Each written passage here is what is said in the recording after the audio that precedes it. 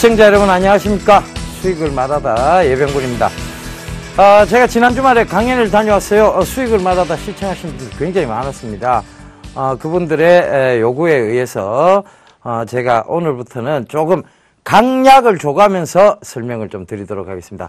조금 강약을 주면 좋겠다는 얘기를 하셨어요. 그래서 그렇게 좀 설명을 드릴 텐데, 자, 일단은 시장 얘기부터 좀 하고 넘어가도록 하겠습니다. 자, 코스피가 지금 조금 계속해서 좀 상승 가닥을 이어가는 모습입니다. 코스닥도 역시 마찬가지인데요. 지난번 수익을 말하던 시간에도 아직은 낙관적인 관점을 유지해야 될 때라고 분명히 말씀을 드렸습니다. 그런데 그 이유는 바로 글로벌 증시도 그렇고요. 물론 지금 뭐 대외적인 변수 요인들은 조금 있습니다. 내일 있을 이제 FOMC 회의라든가 거기서 자넷 앨런의 발언이 어떻게 나올 것인가, 그리고 의사록이 공개될 때 과연 페이션트라는 단어가 삭제될 것인가에 대한 초미의 관심이 쏠리고 있습니다. 그런데 자, 페이션트라는 단어가 삭제된다 할지라도 크게 놀랄 일은 아니다. 왜냐하면 자넷 앨런이 벌써 시사를 했어요. 결과적으로 페이션트라는 단어를 삭제한다 할지라도 우리는 당분간은 금리 인상에 대한 계획이 없다라고 분명히 밝혔습니다. 그러면 이 상당 기간이라는 얘기가 다시 나왔으면 좋겠어요. considerable time이라고 얘기를 하죠. 이 얘기가 나와줬으면 좋겠는데 그건 나오지는 않을 것 같아요. 그런데 지금 우리가 대외적으로 좀 살펴야 될 게 미국 변수들보다는요, 오히려 유럽 변수들을 좀 살펴봐야 될 것 같습니다. 자, 이 유럽에 대한 얘기들을 지금 계속 해드리고 있는데, 유럽이 지금 여러 가지로 문제점이 계속 터지고 있어요. 그리스 사태라든가 스페인 총선에 대한 부분, 그리고 이탈리아, 포르투갈, 그리고 이렇게 지금 피그스 국가라고 하죠. 이 네 국가에 지금 문제들이 계속 불거지고 있다. 결국은 유럽이 붕괴되어 가는 쪽으로 가는 거 아니냐. 그거는 그 뒤에 아주 먼 미래의 얘기입니다. 그러니까 뭐 10년, 20년 얘기는 아니고요. 적어도 2, 3년 이내에 벌어질 일은 아니란 얘기죠. 자, 유럽이 이렇게 유로가 약세를 보이고 지금 달러와 대비해서 이제 페리티로 간다는 얘기까지 지금 나오고 있습니다. 결과적으로 이 얘기는 유로가 약세가 되고 있다. 즉 유럽이 돈을 풀어서 돈 값어치가 떨어지기 시작하면서 약세화가 진행이 되고 있다는 얘기인데, 자, 이 얘기를 어떻게 받아들여야 되느냐 하면요, 여기서 가장 큰 수혜를 보는 것이 제조를 많이 하는 국가인 바로 독일의 승승장구에 대한 부분입니다. 독일이요, 지금 아무래도 이 유로가 약세다 보니까 결과적으로 수출 쪽에서 굉장히 크게 지금 호재를 받고 있어요. 그래서 독일의 닥스 지수가 사상 최고치를 경신해 가고 있습니다. 자, 독일이 이렇게 힘을 받기 시작하니까요, 앙겔라 메르켈 총리가 더더욱 힘내서 일을 보고 다니고 있습니다. 그러면서 일본에게 얘기를 하죠. 전쟁에 대한 반성이 먼저 있어야 된다. 이런 얘기를 막 합니다. 앙겔라 메르켈 총리가 그만큼 힘이 실리고 있다는 얘기죠. 그런데 독일도 전쟁을 한 나라죠. 그러니까 그렇게 힘있게 얘기할 수 있다는 것은 지금 경제적이나 정치적 입장이 앙겔라 메르켈이 좋다는 얘기입니다. 그렇다는 것은 지금 22의 이런 양적 완화에 대한 부분들, 이런 것들이 독일이 가장 큰 수혜를 보고 있기 때문에 독일이 그리스에 대한 부분이라든가 이런 부분을 반대할 이유가 없다는 결론까지 나옵니다. 그러면 결국은 그리스, 스페인, 포르투갈, 이탈리아는 곪은 상태예요. 곪아가고 있는 상태입니다. 이게 지금 자꾸 반창고만 덮는다고 해서 물론 이게 상처가 아물지는 않습니다. 결과적으로 이게 언젠가는 곪아 터지겠죠. 근데 그것이 향후 2년 이내, 3년 이내는 아직까지 곪을 단계가 아니라는 것. 그것이 유럽의 강한 의지고 독일도 여기서 결코 반대할 이유가 없다는 명분, 이런 것들이 성립됐기 때문에 그렇습니다. 자, 그 점 참고해 보신다면 시장은 아직도 낙관적인 관점을 계속 좀 유지하고 가야 될 때다. 이렇게 좀 말씀을 드리도록 하겠습니다. 자, 그래서 코스닥은 또 계속 이제 신고가의 모습들을 보이고 있는데요. 코스닥의 조정, 지금부터 조정이라기보다는요, 오히려 기간 조정적 성격을 가지고 갈 거예요. 그러니까 지금 코스닥을 보게 되면 많이 올랐죠. 최근에 많이 오르고 난 이후에 지금 이 부분에서 자, 여기 이렇게 오르고 난 이후에 지금 건전한 조정, 그리고 다시 상승. 그러면 이 구간에서의 박스권이 어느 정도 흐름을 보일 수 있다는 얘기입니다. 그래서 이것이 600 요 선을 한번 꺼볼까요? 620선 부근이 될 거예요. 618선 부근인데 618선과 그죠? 그 다음에 635선 요 사이를 당분간은 좀 기간 조정적 성격을 가지면서 왔다 갔다 거릴 수 있다는 결론이 나옵니다. 그래서 이 부분을 꼭 참고하셨으면 좋겠고요. 이것이 왔다 갔다 할 수 있는 근거적 요인은 뭐냐면 지금 주도 섹터가 되고 있는 바이오 시밀러 그리고 사물 인터넷 핀테크 이런 것들이 서로 상호 보완적 관계를 가지면서 순환적으로 올라오고 있다는 것이죠. 금일 시장도 여러분 마찬가지입니다만 결과적으로 지수는 받쳐줬습니다만 이쪽에서 순환적 차원이 나오면서 급락이 나오는 종목군도 있었고요. 그리고 급등이 나오는 종목군도 있었다는 것도 참고를 해보셨으면 좋겠습니다. 코스피 시장에서는요, SK 하이닉스라든가 이런 종목군들이 삼성전자라든가 전자 쪽의 종목군들이 반등이 있었는 반면에 국제유가가 다시 급락이 나면서 조선정유화학의 급락이 나오는 모습이 또 나왔습니다.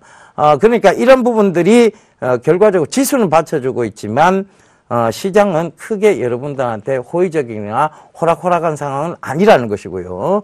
또 하나 코스닥 쪽에서도 오늘 바이오 시밀러 관련주들 좀 올랐고요. 그 다음에 사물 인터넷 관련주 쪽에서는 비콘 관련주들이 급등세가 좀 나오는 모습이었습니다. 비콘 관련주 중에 GTNT라든가 에너지 솔루션이 가격 제한폭까지 올랐죠. 그렇다면 결과적으로 지수는 괜찮은 반면에 종목적으로는 크게 호락호락한 장은 아니다라는 또 한 번의 결론이 성립되니까요. 여러분들이 이 프로그램을 통해서 어떻게든 해안을 찾아가셨으면 좋겠습니다. 이 프로그램에서 전에 다루었던 내용들을 오늘 다뤄드리면서 그들 종목군들이 어떻게 움직였는가도 보여드리도록 하겠습니다. 자, 오늘 본격적으로 수익을 말하다 강좌 시작하도록 하겠습니다.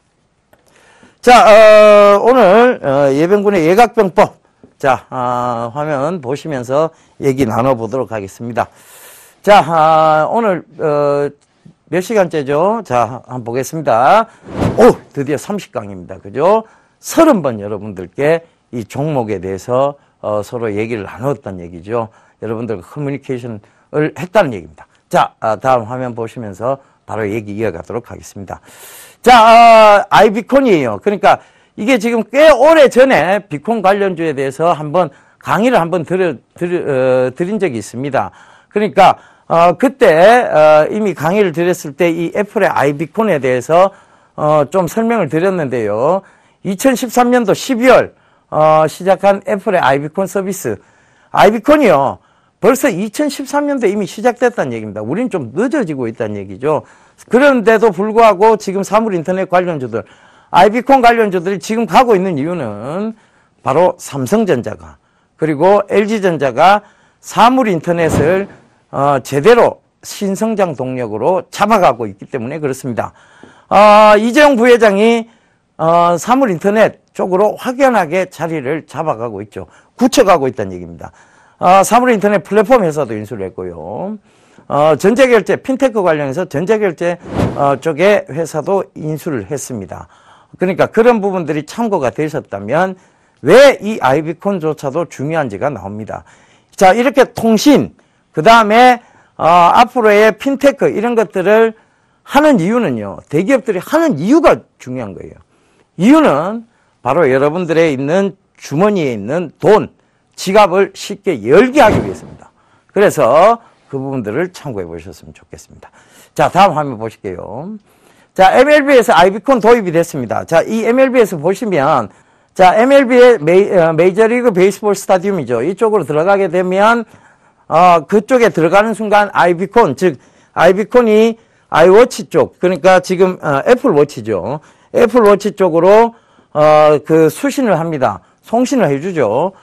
이 경기장에 대한 정보, 오늘의 경기에 대한 정보, 그리고 이 근처에 매장의 위치라든가 화장실의 위치 이런 것들을 이 애플의 스마트폰이나 애플의 스마트워치 쪽으로 전송을 해줍니다. 그러면서 여러분들의 지갑에서 빨리 매점에서 뭘 사게 만들고 그 다음에 또 기념품 수비니어 매장이죠. 거기서 또 뭔가를 사게 만드는, 그걸 빨리 지갑을 열게 하기 위해서 이 비콘 시스템을 도입한다는 얘기예요. 그 다음 한번 보실게요. 자, 이 아이보콘 송신기 분해도를 저희가 한번 보여드렸습니다. 꼭 뭐 돌멩이 하나 위에 박아놓은 것처럼 보입니다. 그죠? 여기서 이 간단한 송신기를 통해서 스마트폰이나 스마트워치 쪽으로 간다는 얘기죠. 그 다음 한번 보실게요. 자, 아이비콘을 이용한 쇼핑과 모바일 결제. 이거 굉장히 중요하다고 얘기 드렸습니다. 자, 위에 천장에 달려있는 아이비콘을 통과하게 되면 이 매장에 있는 할인 정보라든가, 그 다음에 할인 상품, 신상품, 이게 대한 정보가 전부 다 스마트폰이나 스마트워치 쪽으로 들어오죠. 그러면서 이쪽으로 지나가게 됩니다. 그리고 물건을 고르죠. 그리고 나갈 때는 바로, 애플의 애플페이, 즉, 핀테크 쪽으로 연관되어서 결제를, 자, 애플의 지문 인식만 하게 되면 결제가 자동으로 이루어진다. 점원이 필요 없는 시스템, 자동 결제 시스템. 즉, 일자리는 조금씩 줄어들겠지만 결과적으로 여러분들 지갑을 굉장히 빠르고 편리하게 열 수 있는 구조, 이런 것들을 만들어 나가고 있다는 거예요. 사실 점원이 있고 없고의 차이는 이런 부분도 있습니다. 여러분들이 뭔가 마음에 안 들어요. 바로 반품을 하고 싶은데 점원이 없으면 반품이 힘듭니다. 그죠?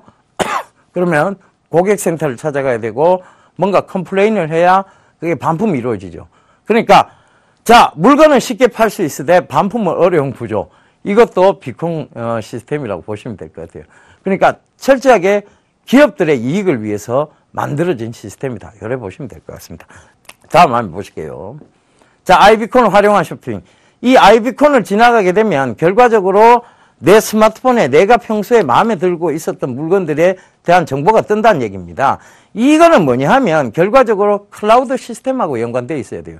왜냐하면 내가 평소에 보아오던 제품들이 이렇게 바로바로 뜰 수 있는 시스템. 결과적으로 뭐냐 하면 나에 대한 정보에 대한 저장이 이 클라우드 그룹 안에 들어가 있어야만 그것이 쉽게 아이비콘을 통해서 쉽게 쇼핑을 할 수 있는 그런 시스템까지 연관된다는 거죠.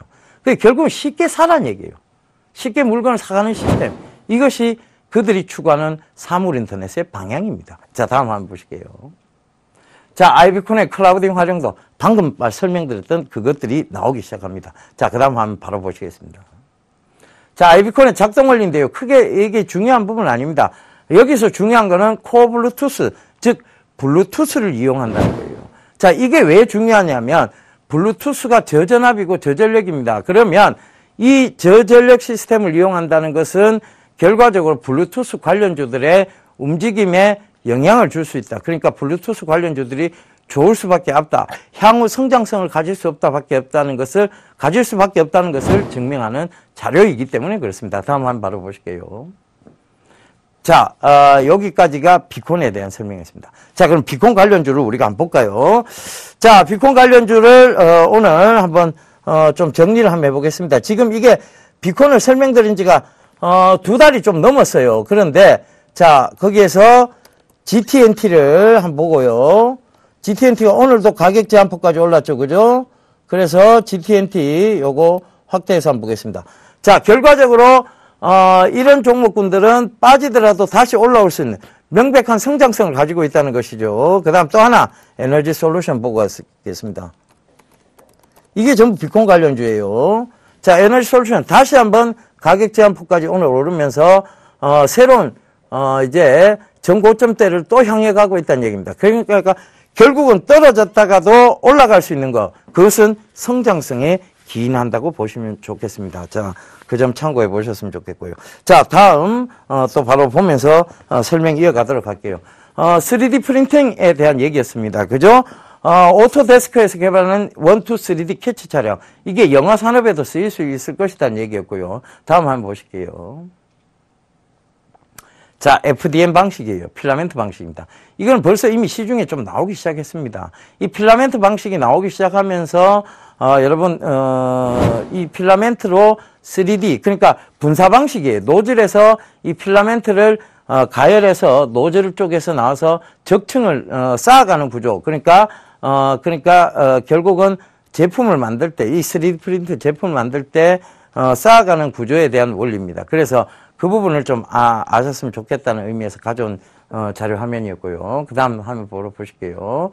지희가 3D 프린터로 만들고 있는 연료 노즐입니다. 이 부분도 여러분 이미 자동차 쪽에서도 3D 프린터 산업이 활성화되고 있다는 얘기입니다. 그 다음 한번 보실게요. 자, SLA 방식입니다. 요게 FDM 방식보다는 조금 진화된 방식이죠. 바로 이 SLA는요, 레진이라든가 이런 부분들을 이용합니다. 그래서 레이저 빔을 쏴서 하는데, 요것이 이제 조금 더 진화된 방식인데, 요거보다 훨씬 더 나은 방식이 있어요. 바로 파우더를 이용한 방식인데, 그건 잠시 뒤에 여러분 또 보실 수 있을 거예요. 이미 전에 다 설명드렸던 내용입니다. 자, 다음 한번 보실게요. SLS 방식입니다. 이게 파우더를 이용한 것이죠. 폴리아미드라는 파우더를 이용했는 건데, 결과적으로 이 제품은 강성이 어느 정도 있고 인체에 유해한 제품들을 원료로 무해한 제품들을 원료로 쓸 수 있다는 것입니다. 그래서 이런 이제 3D 프린팅 산업이 또 다른 산업혁명을 가져올 수 있다라고 그때도 분명히 설명을 드렸고요. 다음에 한번 보실게요. 자, 개인용 프린트 1위 업체인 마커봇의 얘기입니다. 그런데 이미 저런 토끼 모형을 이 3D 프린터로 만들고 있는 모습들 보실 수 있습니다. 그죠? 그 다음에 한번 바로 보실게요. 산업용 프린터 1위 업체입니다. 스트라타시스라고 부르죠. 이 회사가 산업용 프린터, 즉, 지금, 산업용 프린터 쪽에 보면요, 굉장히 제품군들이 좀 다양하게 나오고 있다. 이렇게 좀 참고를 해보셔도. 어떻게 보면, 제3의 산업혁명, 제4의 산업혁명이 이 3D 프린터로 해서 다가올 수 있다는 것을 의미합니다. 자, 다음 한번 바로 보실게요. 자, 신체 혈관 조직, 즉 인체의 무해한 방식을 쓸 수 있다. 무해한 재료를 쓸 수 있다. 이게 뭐냐면 SLS 방식의 장점이었어요. 그죠? 그 SLS 방식으로 만든 신체 혈관 조직입니다. 이런 것까지 만들어낼 수 있다는 얘기예요. 자, 그 다음. 자동차용 엔진 블록도 만들고요. 스쿠터도 만듭니다. 자, 결과적으로 뭐냐면 이제 3D 프린팅은 산업적 한계를 뛰어넘는다는 얘기입니다. 그죠? 다음 한번 바로 보실게요.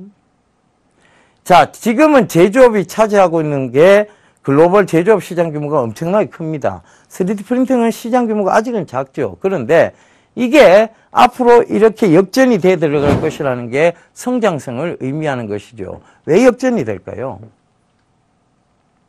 답은 하나입니다. 자, 3D 프린팅으로 제조를 하면 미리 만들어 놓을 필요가 없다는 것이고, 그리고 뭔가에 맞게끔 제작이 된다는 얘기입니다. 조금 맞지 않는 것은 수정이 바로 가능하다는 얘기고요. 그렇기 때문에 이 3D 프린팅은 앞으로 산업 쪽에서 굉장히 큰 부분을 차지할 것이라는 얘기죠. 자, 그 다음 한번 바로 보실게요. 자, 플루토도 이미 3D 프린팅 쪽, 그리고 모형 건축물도 3D 프린팅 쪽이 나왔다는 얘기입니다. 이미 제품들이 다 나오고 있는 상황이에요. 제가 이런 그 악기 같은 것도 수공예, 장인들이 만든 수공예 제품들인데 그것보다 더 정교하게 만들 수 있다고 말씀드렸어요. 그러니까 이 3D 프린팅이 얼마나 산업적으로 큰 부분을 차지하고 있는가, 앞으로 크게 성장할 수 있는 산업인가를 보여주고 있는 여실한 증거입니다. 자, 다음 한번 바로 보실게요. 개인용 3D 프린팅의 3D 프린팅 모습입니다. 적층 구조죠. 적층 방식이죠. 그걸 지금 보여주고 있고요. 그 다음 한번 바로 보실게요. 국내 시판되고 있는 3D 프린터 이미 나와 있어요. 이게 대만의 AIO라는 회사에서 나온 제품인데, 모델명은 다빈치라는 3D 프린터입니다. 지금 다빈치의 모형을 3D 프린터로 제작을 했죠. 요거 가격은요, 시중에서 한 120만 원 정도 합니다. 그런데 120만 원에 뭔가 내가 모형을 만들어 나갈 수 있다. 3D 프린터를 할 수 있다. 굉장한 어떤 의미가 있습니다. 옛날에는 고가였는데 이걸 이미 120만 원이라는 저렴한 가격에 살 수 있다는 거예요. 그렇다면 이 3D 프린팅은 우리 근처 가까이까지 와 있는 근접성해 있는 성장 관련주라고 보시면 되겠습니다. 자, 다음 한번 바로 보실게요. 자, 대학 오스틴 회사의 홈페이지입니다. 자, 이거 설명드릴 때 어떻게 드렸느냐. 여기서 지금 책을 출판물을 팔고 있어요. 그런데 이 출판물 50권 가까이 되는 시리즈물을 사게 되면 50개월 동안, 50주 동안 이 제품을 사게 되면 이 책 한 권 한 권당에 3D 프린팅을 만들 수 있는 부품들이 하나하나씩 들어가 있습니다. 그러면 50주를 다 받게 되면 3D 프린터 제품을 하나 만들 수 있다는 얘기죠. 그러면 그만큼 이제 생활 깊숙이 들어와 있다는 얘기고, 그렇게 통해서 이 데아고스티니사의 홈페이지에서 지금 일본에서 굉장히 큰 인기를 끌고 있다. 이미 3D 프린팅이 일본에서도 산업적으로 굉장히 가까이 접근해 있다는 얘기 드렸고요. 이 데아고스티니사가 또 팔고 있는 것이 드론 50주, 그죠? 개인용 드론을 만드는 것을 무인정찰기죠. 그걸 만드는데 50주라는 또 책을 사보면 간행되는 주간물을 사보게 되면 드론을 한 대 만들 수 있는 부품들이 또 들어있습니다. 자, 그런 얘기들을 드렸어요. 그때 당시에도. 자, 또 한번 볼게요.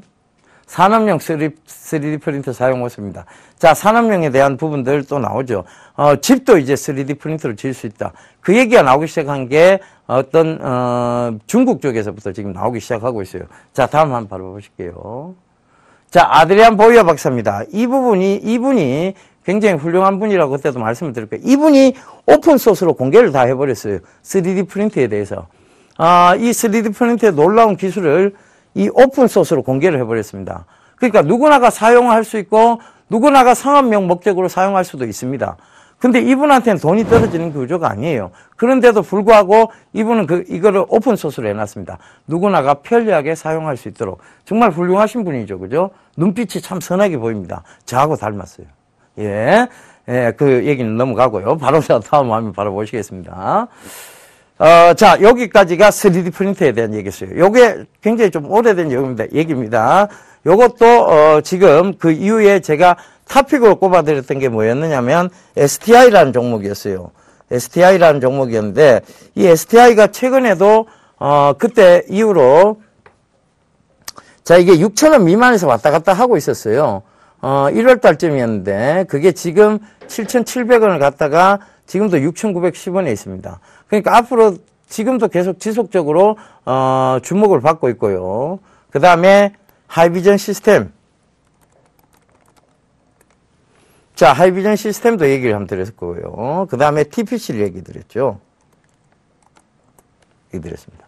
그 다음에 이 종목만큼은 들어가지 마시라. 3D 프린팅 관련 주기는 하지만 실적이 안 나온다. 실적이 좋지 못하다고 했던 종목이 스맥이었습니다. 스맥도 지금 좋지는 못한 상황이에요. 그러니까 제일 좋다고 말씀드렸던 STI가 가장 강한 모습이었고요. 그 다음에 KDC라는 종목이 있습니다. 그죠?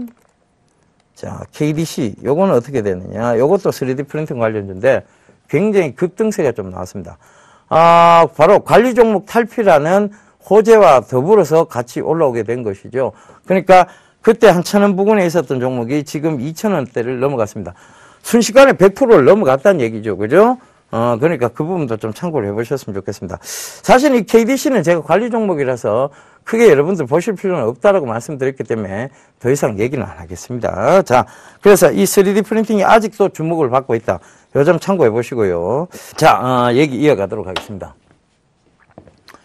자, 여기 보면, 그때 당시에 또 상장 폐지 우려 종목이 있다라고 말씀드리면서 와이즈파워, 엘컴텍, 유니슨, KMRNC, 대성엘텍, 오성LST, KDC가 있습니다. 이런 종목군들은 굳이 지금 들어갈 필요가 없다라고 분명히 말씀을 드렸고요. 지금도, 여러분, 지금 보게 되면, 이 종목군들의 흐름들이 크게 좋지는 못합니다. 이 KDC 3D 프린터 관련주 하나 빼고는요. 그래서 그 부분도 참고를 해보셨으면 좋겠어요. 자, 다음 화면 보실게요. 자, 지난해 유형별 공시 건수인데 결과적으로 코스닥 시장이 많이 투명해졌다는 것을 의미합니다.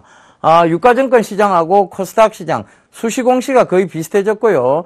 자율공시 쪽은 오히려 코스닥이 더 강합니다. 공정공시 쪽도 역시 약간 코스닥이 좀 떨어지긴 합니다만 비슷한 수준까지 올랐고 조회공시 역시 작년도에 보면 비슷한 수준까지 끌어올렸죠. 그러니까 그만큼 투명성을 확보하고 간다는 얘기입니다. 자, 다음 한번 바로 보실게요. 자, 코스닥의 시장 추인데요. 이때가 제가 왜 이 얘기를 드리는 거면 600선을 뚫기 직전이었기 때문에 그렇습니다. 600선을 뚫고 이제 가게 되면 630선 거기까지 무난하게 갈 수 있다. 결과적으로 뭐냐면 그 이후부터 기간적 조정이 나올 수는 있으나 그때까지는 무난히 갈 수 있다는 얘기 드렸죠. 코스닥이 장기적 박스권을 돌파를 했습니다. 왜? 그만큼 투명한 시장이 확보가 되면서 그리고 부품주들의 약진이 있으면서 올라왔다는 얘기죠. 600선을 돌파를 하면서 결과적으로는 이제 630선 부근까지 또 와 있습니다. 자, 앞으로 코스닥 시장은 어떻게 될까요? 저는 향후 시장이 더 좋다고 보여집니다. 그런데 지금 당장 막 치고 올라갈 수는 없으니까요. 어느 정도 기간 조정을 조금은 보일 거예요. 그렇지만 그 기간 조정이 끝나고 난 다음에 다시 재상승, 하락이 아니죠. 재상승한다는 데는 아무런 이의가 없다는 것입니다. 그래서 그 부분도 참고해 보시고요. 그 다음 화면 보실게요. 자, 현대페인트에 대한 얘기를 드렸습니다. 이 현대페인트 얘기 안 할 수가 없죠. 자, 현대페인트가 제가 얘기를 드렸습니다. 관리 종목 탈피가 명확할 것이고, 그 다음에 어떤 단기 순이익적인 측면이 개선이 될 것이다. 결과적으로 현대페인트의 구철모 씨의 현대페인트 대표 지분 거래 내역이 보면 700만 주가 장외 매도로 제3자 배정 유정으로 넘어갔고요. 그들이 대주주 지분율이 너무 높으면 상장 폐지가 된다는 것 때문에 대주주가 분명히 그 지분율들을 떨어뜨릴 것이다. 그렇다면 지금 경영권에 대한 변화가 있다는 것도 살짝 언급을 드렸습니다. 경영권에 대한 변화가 최근에 있었어요. 이런 부분들이 바로 힌트가 됐었던 부분인데, 그래서 이런 부분들을 참고해 보신다면 현대페인트 지금쯤 주목하셔도 좋습니다라고 얘기를 드렸었죠. 금일 좀 급락이 나오긴 했어요. 그런데 지금도 가격대는 그때 말씀하셨던 그 가격대에서 한번 크게 상승이 있었습니다. 바로 3,000원 부근까지 급하게 한번 올라왔죠. 그죠? 지난주 목요일 날 가격 제한폭까지 올라왔고, 그리고 금요일 날도 바로 굉장히 크게 상승해서 거의 가격 제한폭 그 부분까지 올랐다가 장 후반에 밀려 내려왔어요. 최근에 거래량이 좀 수반되는 모습인데, 자, 없던 거래량이 나오기 시작했습니다.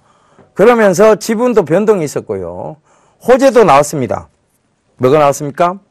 결과적으로 면세점 사업자가 선정이 됐고, 그 방송 이후에, 그 다음에 그 면세점 사업자 이후에 그 면세점 수익 규모, 그리고 거기에 대한 기사들도 계속 연이어 나오고 있습니다. 자, 앞으로 쏟아져 나올 호재들도 분명히 있습니다. 그래서 그 부분들을 참고를 하시면, 자, 이 회사 아직까지 동사 관리 종목 탈피, 얘기도 안 나왔는데 이만큼의 어떤 상승세가 있었다. 관리 종목 탈피에 대한, 명확한 얘기가 나왔죠. 그러니까 단기 순이익 180억 흑자에 대한 부분이 나왔습니다. 시가총액 600억짜리가 단기 순이익 180억 흑자가 나왔습니다.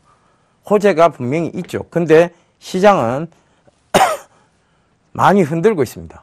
흔들어서 과연 이들이 흔드는 이유를 여러분들께서 한번 생각을 해 보신다면 이 종목 조금은 더 중기적으로 지고 가도 좋지 않느냐, 그 얘기를 좀 드리도록 하겠습니다. 자, 다음 화면 보시면서 이제 현대페인트 얘기는 여기를 끊고요. 글로벌 클라우드 대표주자 아마존의 AWS에 대한 얘기입니다. 클라우드 시스템에 대한 얘기예요.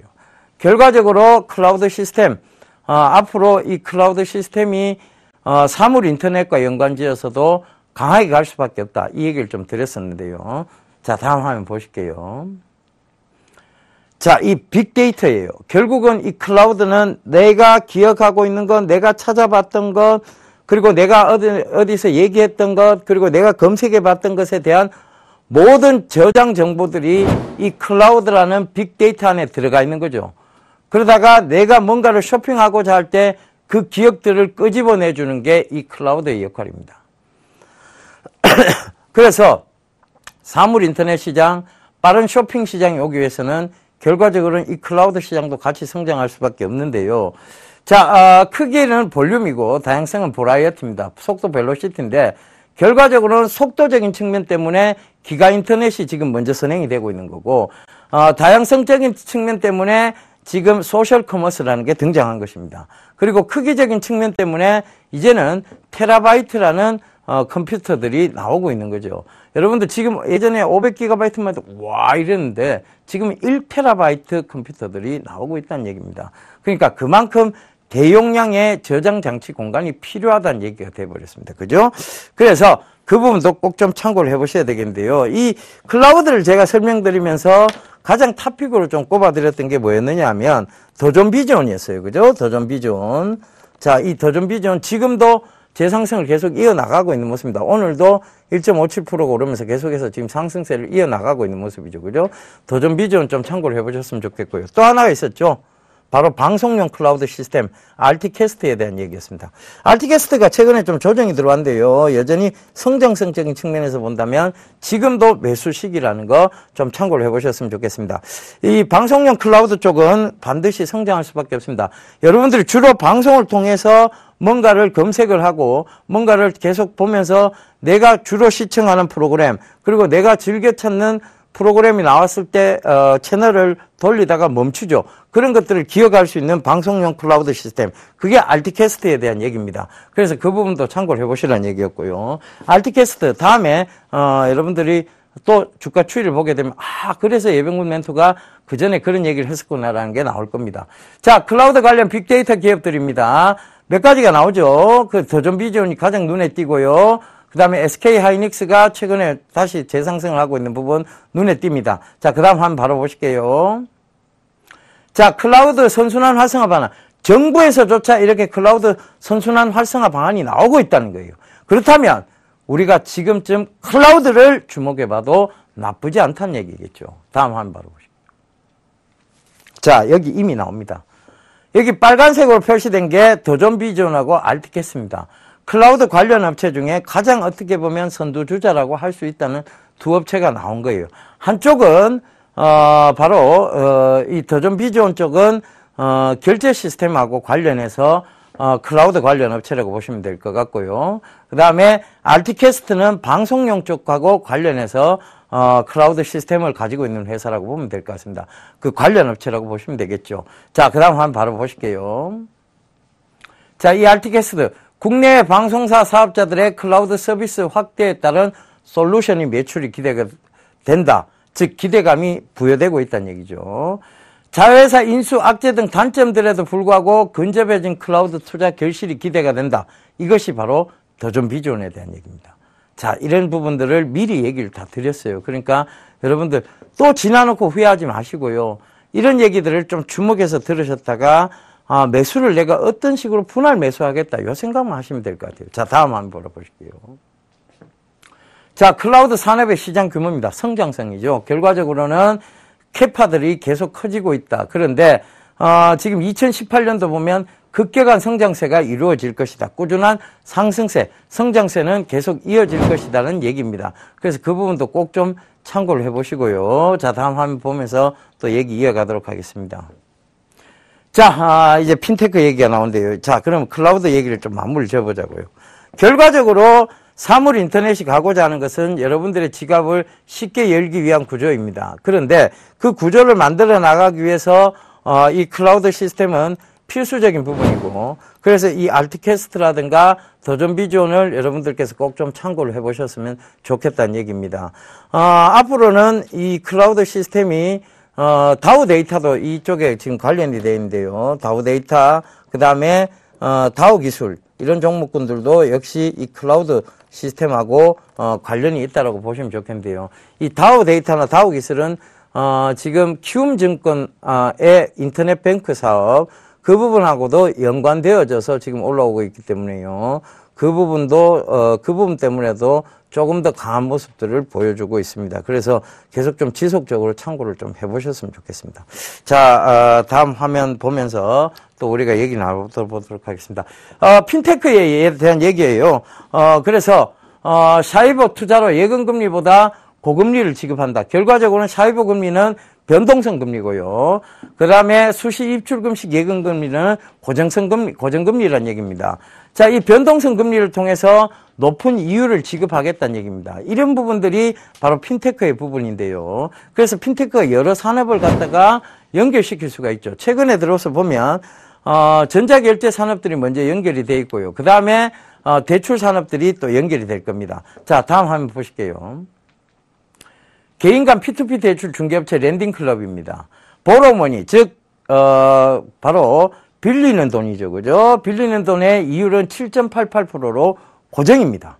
근데 인베스트머니, 즉 투자한 돈에 대한 금리는 6.69%에서 19.37%로 변동성 금리라는 얘기죠. 결과적으로 뭐냐면 내가 돈을 맡겼을 때 안정적인 이율을 추구해 줄 수 있다. 그것도 고안정적인 고이율을 추구해 줄 수 있다는 부분. 이것이 핀테크의 매력으로 자리 잡으면서 움직이고 있다는 얘기입니다. 그래서 제가 핀테크 산업이 성장을 하게 되면 금융산업은 분명히 약화될 것이다. 기존의 금융주들은 가격적인 조정이 들어올 것이다. 금융주에 몰락이 올 것이다 얘기도 드렸는데요. 그런 부분들이 참고가 됐더라면 여러분들이 전년도에 제가 12월 달에 이미 이 내용을 들고 나왔기 때문에 지금쯤 굉장히 안전한 투자를 하고 계실 거예요. 12월에서 지금 3개월 동안 지금 대형 금융회사들의 주가를 보면요. 급락에 거의 가깝습니다. 왜 제가 그때 이 얘기를 드리면서 핀테크 얘기 들으면서 금융회사에 대한 위해성을 말씀드렸겠습니까? 결국은 이 프로그램의 목적이에요. 이 프로그램의 목적은 여러분들의 리스크를 완화시켜드리고 그리고 여러분들의 수익성을 제고하는 게 이 프로그램의 목적입니다. 그런데 그 프로그램 목적에 부합하기 위해서는 제가 여러분들이 투자할 곳만 말씀드려야 되는 게 아니고 위험적인 리스크적 요소도 말씀을 드려야 되는 것이죠. 그래서 그 부분도 참고를 해보셨으면 좋겠습니다. 자, 다음 화면 보면서 얘기 이어가도록 하겠습니다. 구글의 시장 점유율이 나와요. 여기 보면 구글이 굉장히 좀 높은 시장 점유율을 가지고 있습니다. 그럴 수밖에 없죠. 결과적으로는 애플이 차지하고 있는 것은 유저들, 애플 마니어들에 대한 부분이고 구글은 지금 애플에만 OS 체제가 들어간 게 아니고요. 삼성전자, LG전자, 샤오미, 화웨이 이런 모든 제품 그리고 소니 제품 그리고 펜텍 그 다음에 바로 노키아 이런 모든 스마트폰에 구글의 안드로이드가 들어갑니다. 그 OS 점유율을 가지고 있죠. 그래서 구글의 시장 점유율이 85%나 되는데요.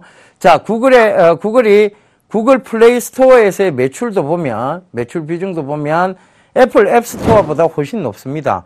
결국적으로는 유저를 많이 확보하고 있다는 것이죠. 이 유저를 많이 확보하고 있다는 것이 핀테크 산업에서 선두를 갈 수밖에 없는 요인인데요. 그 얘기들은 지금 또다시 자료 화면에서 나옵니다. 다음 한번 보실게요. 자, 미국 및 글로벌 결제 트래픽을 장악한 페이팔입니다. 이 페이팔의 규모는요, 회원수가 유저가 어느 정도 확보되어 있는데 1억 5천만 명 확보가 되어 있어요. 자, 연간 결제액은 하나 215조 원 가까이 됩니다. 어마어마한 돈이죠.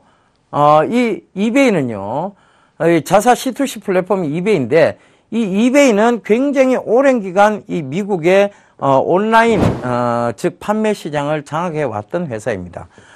우리나라의 옥션도 바로 이 이베이에 인수가 됐었죠. 그래서 지금 옥션은 자율 상장 폐지가 돼 있는 단계고, 결과적으로 이 이베이가 시장 점유율이 높기 때문에 이 페이팔을 통해서 많은 부분을 차지했단 말입니다. 그런데 이걸 누가 금방 따라잡았어요. 누가 더 많은 유저를 확보했느냐 하면 조금 이따 자료 화면에 나옵니다. 다시 그때 설명드릴게요. 자, 다음 화면 보실게요. 자, 부동산 P2P 대출 시스템입니다. 이미 우리나라에 이 P2P 대출, 개인과 개인 간의 대출이 최근에 한번 성사된 적이 있다는 얘기도 드렸습니다. 자, 이게 뭐냐 하면 결과적으로 부동산, 즉 평창에 어떤 건물을 건설하고 있는 업체가 개인들로부터 펀딩을 받기 시작했고요. 이 핀테크를 통해서 P2P 대출을 통해서요. 그러다 보니까 그게 며칠 만에 마감이 돼 버렸습니다. 그만큼 이래 펀딩을 받을 수 있는 시간적 요소가 줄었다는 것이고, 그리고 금융권을 통하지 않아도 그들의 자금을 확보할 수 있다는 부분들이 성립이 된 것이죠.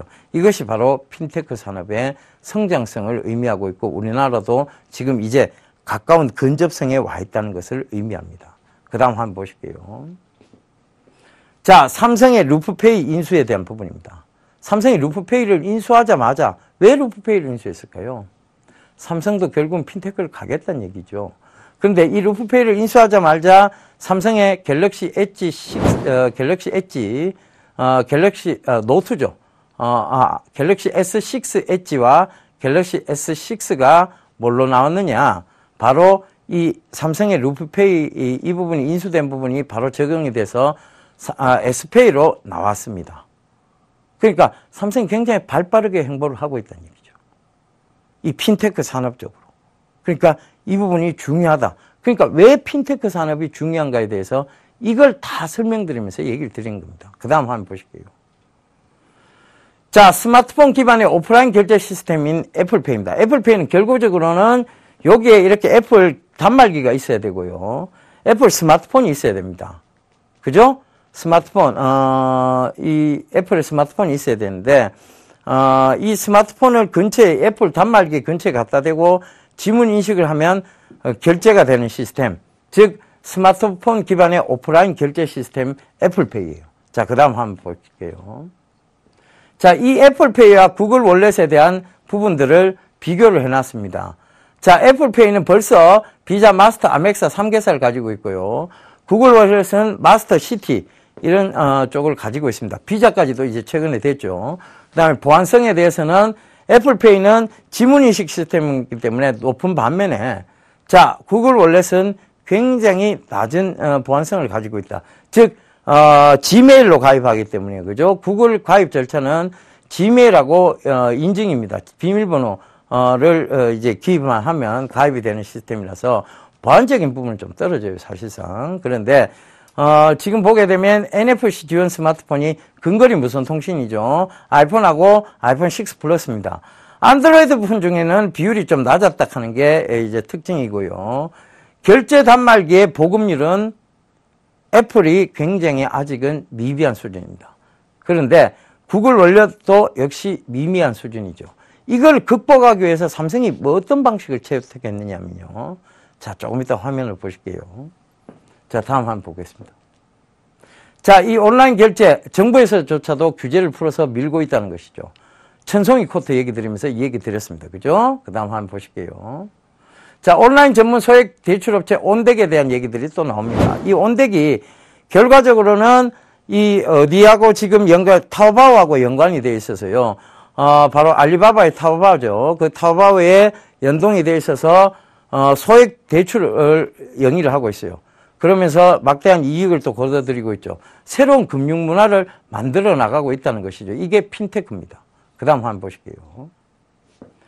위어바우 규모입니다. 위어바우 규모, 바로, 알리바바의, 그런 부분들이, 위어바우 규모가 해마다 커지고 있다. 가입자 수도 증가하고 있다. 운영자금 규모도 굉장히 급격하게 성장하고 있다. 자, 이 부분 참고해 보시면 좋을 것 같아요. 자, 다음 한번 보실게요.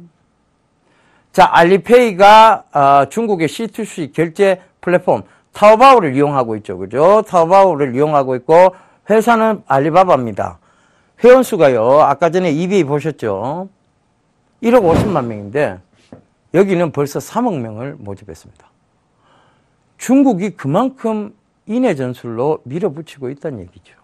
그래서 연간 결제액도요, 그들하고 비교가 안 됩니다. 하나 약 215조 원이었는데, 이들은 3배 가까이 되는 650조 가까이가 된다는 얘기입니다. 어마어마한 시장을 이미 알리바바가 장악을 하고 있다는 얘기입니다. 알리페이를 통해서. 핀테크 산업을 통해서. 우리는 뭐 하고 있었나요? 그죠? 이제 겨우 S페이가 시작 단계에 있습니다. 자, 다음 한번 보실게요. 자, S페이가 늦었기 때문에 S페이가 빠르게 가야 되겠죠. 그러기 위해서 S페이가 채택한 부분이 있을 거예요. 그런데 그 부분을 참고를 해보시면 좋겠는데, 자, 지급결제에 대해서는 결제 및 송금, 그리고 여수신, 그 다음에 대출 은행, 온라인 은행, 비은행 부분에서는 자산관리, 대출중개, 택시호출, 이런 부분이 있습니다. 지금, 콰이디다처라든가 디디다처, 그리고, 지금, 이런 부분들이 택시호출까지 하고 있어요. 그죠? 택시호출 서비스를 시작을 하고 있습니다. 지금 카카오도 이제 택시호출 서비스 이제 시작하기 시작했죠. 그래서 그 부분도 좀 참고를 해보셨으면 좋겠고요. 자, 다음 한번 바로 보실게요. 자, 핀테크에 대한 얘기들이 나오면서 전체적으로 핀테크 업체들에 대한 얘기가 나옵니다. 자, 이 핀테크를 제가 몇 주간 강의를 했어요.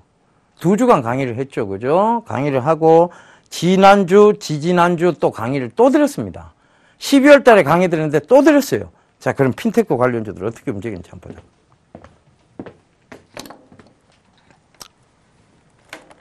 자, 한국사이버결제.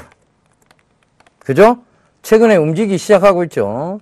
자, 이 종목 보시게 되면 여러분들이 KG 이니시스죠. 급격한 상승세를 지금 만들어내고 있습니다. 목요일날 가격 제한폭까지 올랐고요. 자, KG 모빌랜스도 보겠습니다. 결과적으로 계속해서 신고가를 지금 만들어 나가고 있는 모습이죠. 자, 제가 이 핀테크에 대해서 강의가 끝나고 나서 한 조금씩 오르다가 갑자기 지난주 수, 목, 금에 크게 올랐네. 목금 동안, 목요일, 금요일 동안 올랐고요. 금일까지도 오른 모습이었어요. 결과적으로 뭐냐면 이 핀테크가 앞으로 펼쳐질 산업일 수밖에 없기 때문에 그런 겁니다. 그래서 여러분들께서 종목적으로 모르겠다 싶으면 이 수익을 말하다를 꾸준히 보시면 돼요. 그러면 저 사람이 왜 1월 달에 저렇게 강조를 했고 왜 12월 달에 저 핀테크 강의를 했고 또 지난 2주 동안 왜 핀테크 강의를 했는지 왜 저렇게 핏대 세워가면서 강의를 했는지 이유들이 이제 결과물들로 나오고 있다는 것이죠. 제가 이 수익을 말하다 이 프로그램을 녹화하면서요. 처음에 사물인터넷을 굉장히 많이 드렸습니다. 얘기를 드리면서 그때 당시는 통신, 네트워크 쪽을 먼저 보셔야 된다는 얘기 드렸고 그때 말씀드렸던 S넷이 4,200원에서 지금 10,000원 부근까지 올라왔다가 밀렸습니다. 10,000원 이상 올라왔다가요. 그 다음에 그때 말씀드렸던 코콤이 5,000원대에서 23,000원대까지 올라왔다가 밀려 내려왔습니다. 결과적으로 뭐냐면 앞으로 펼쳐질 시장만 보시면 된다. 그것이 확신이다는 얘기예요. 그것만 보시면 됩니다. 주식시장은요, 여러분 다른 거 없습니다. 확신만 갖고 하시면 되고요. 그 확신을 자꾸 딴 쪽으로 넘어가시면 안 돼요. 그래서 자꾸 확신을 자꾸 딴 쪽으로 넘기지 마세요. 결과적으로 뭐냐면 확신에 의해서만 수익을 거둘 수 있는 시장. 그 확신에 대해서 장기 성장세를 보면서 투자할 수 있는 시장. 그 장기 성장세가 결국은 여러분들 계좌를 크게 불려줄 수 있는 시스템이다. 제가 이번 강연에 가서도 설명을 좀 드렸습니다. 결과적으로 뭐냐면 이 시장에서 가장 큰 돈을 번 사람, 그 사람들에 대한 얘기들을 주목해 보시면 된다. 그것이 바로 워렌 버핏에 대한 얘기였고, 워렌 버핏은 결코 단기 투자를 하지 않았다. 그리고 또 분산 투자하지 않았다는 것입니다. 결과적으로 뭐냐면 워렌 버핏이 한 방식을 여러분들도 따라 하시면 됩니다. 어떤 부분이냐? 장기 투자를 하셔야 돼요. 그리고 집중 투자를 하셔야 됩니다. 그 집중 투자와 장기 투자, 그것은 어디에 근거를 두고 해야 되느냐? 미래 성장 산업 쪽에서의 확신에 의해서 여러분들께서 투자하시면 된다는 얘기입니다. 자, 지난 시간들을 우리가 전체적으로 다 살펴드렸어요. 그런데 이게 중요한 게 아니고요. 이 시장이 아직도 성장세 쪽에 있다는 게 중요한 얘기입니다. 이미 많이 올랐는 종목군, 통신장비가 먼저 올랐어요. 네트워크 사업 쪽이 먼저 올랐습니다. 그쪽을 보시라는 얘기가 아니고 또다시 새로운 얘기, 또다시 새로운 쪽에서의 성장 부분을 얘기 드리고 있습니다. 그걸 여러분들께서 계속 참고를 하셨으면 좋겠습니다. 저는 이 수익을 말하다를 통해서 여러분들께 새로운 산업에 대한 영역들을 이렇게 자세하게 풀어서 설명드릴 겁니다. 다음 시간도 기대해 주시고요. 저는 이만 물러가도록 하겠습니다. 여러분, 한 주 동안 성공 투자하십시오. 감사합니다. 이병군이었습니다.